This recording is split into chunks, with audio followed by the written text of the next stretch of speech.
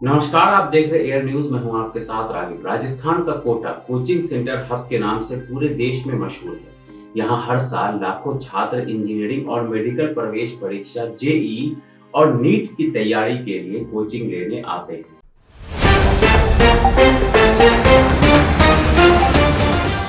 कई छात्र देश के सुदूर इलाके और दूर दराज से आते हैं। ऐसे में यहाँ नियमित हवाई अड्डे का अभाव छात्रों और उनके परिवार के लोगों के साथ ही स्थानीय लोगों को भी खलता है, जिन्हें देश के किसी और इलाके में आना जाना होता है। कोटा हवाई अड्डे का विकास राजनीति के लिए भी एक अहम मुद्दा है, जो हर बार चुनाव के समय गर्मा जाता है और फिर चुनाव जाते ही ठंडे बस्ते में चला जाता है। दूर दराज से इलाके से यहाँ पढ़ने आए छात्र और उनके माता पिता का कहना है कि उन्हें अपने बच्चे से मिलना हो या कोई इमरजेंसी की स्थिति बन जाए तो यहाँ पहुँचने में महज घंटे नहीं, पूरा पूरा दिन लग जाता है।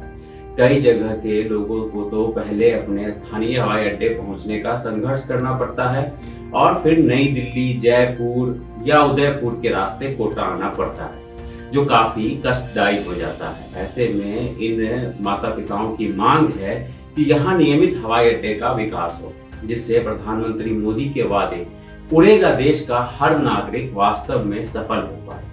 ध्यान रहे कि कोटा में एक छोटा एयरपोर्ट है, लेकिन यहाँ से सिर्फ वीआईपी या विशेष विमानों का ही संचालन होता है।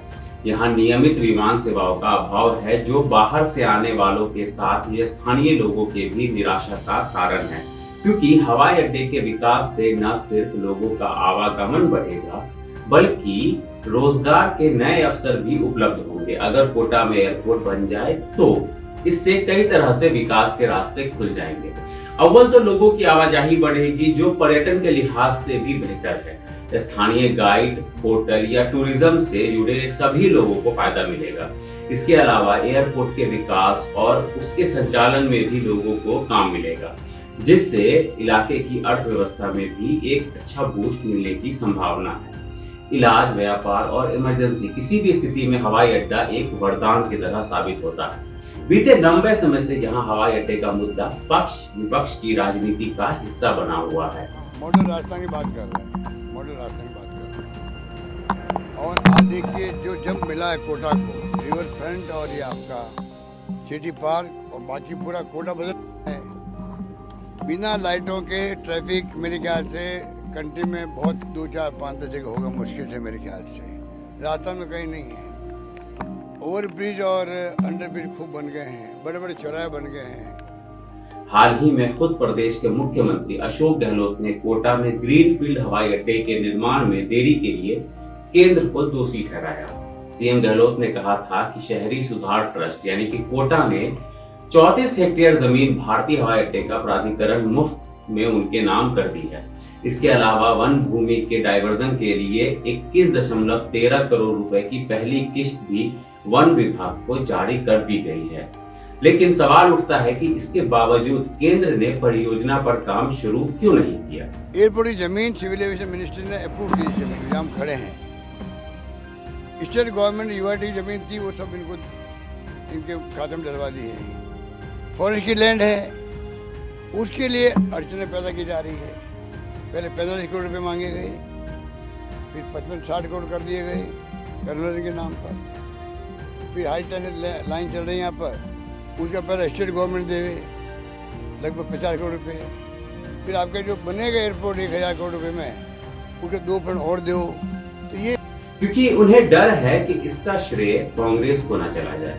उधर बीजेपी की ओर से भी ज्योतिरादित्य सिंधिया ने पलटवार करते हुए कहा था कि राजस्थान सरकार की अस्थिर प्रतिक्रिया और जमीन सौंपने की धीमी गति के कारण कोटा में एक हवाई अड्डे का विकास का प्रक्रिया में देरी हुई। कुल मिलाकर देखें तो ये पूरा मामला राजनीति की भेंट चढ़ चुका है।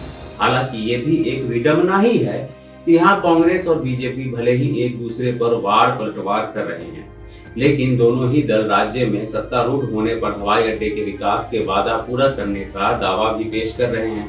विधानसभा चुनाव में कोटा को वीआईपी सीटों में शामिल किया जाता है। इसकी उत्तर सीट तो खासकर बीजेपी और कांग्रेस का जंग का मैदान नजर आती है, क्योंकि उत्तर क्षेत्र ही कोचिंग इंडस्ट्री, दुकानदार, सरकारी कर्मचारी, कोचिंग संस्थाओं और हॉस्टलों से जुड़े ज्यादातर लोग रहते हैं। फिलहाल कोटा उत्तर प्रदेश कांग्रेस के मंत्री शांति कुमार धारीवाल विधायक हैं। वह 1981 में जिला प्रमुख तथा 1985 में लोकसभा से सांसद भी रहे।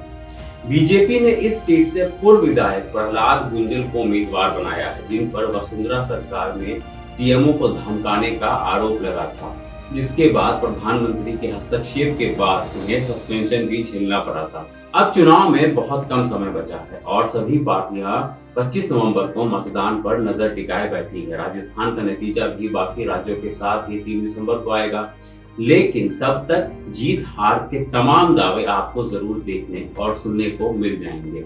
इस पर अपनी राय हमें कमेंट सेक्शन में जरूर दें। हमारे चैनल को लाइक करें, सब्सक्राइब करें, शेयर करें। शुक्रिया।